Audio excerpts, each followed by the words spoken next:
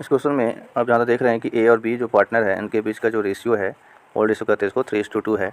New partner C आ रहा है और सी को जो शेयर मिलेगा फ्यूचर में, प्रॉफिट में शेयर 1/3 मिलेगा।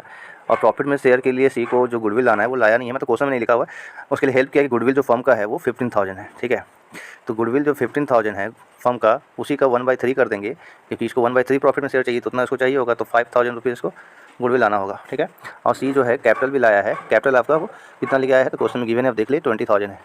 तो पहला केस जो है उसका एंट्री करना है। पहला केस में कहा है goodwill does not appear in the book. तो गुडविल जब अपीयर नहीं है तो 2 ही एंट्री करेंगे आप।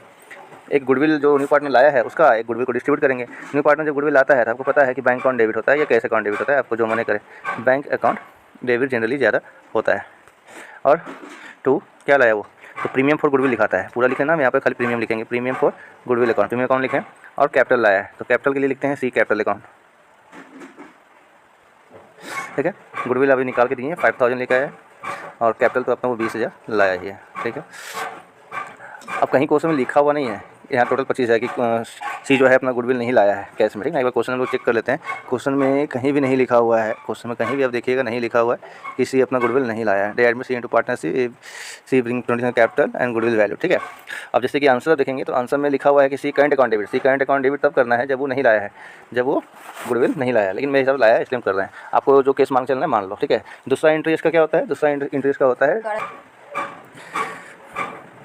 Premium account debit. Premium account debit to old partner से गुडविल बांटा जाता है। ओल्ड पार्टनर से गुडविल बांट लिए, ए कैपिटल, ताकि ए आपका ओल्ड पार्टनर है, और 2 बी पार्टनर कैपिटल अकाउंट, ठीक है।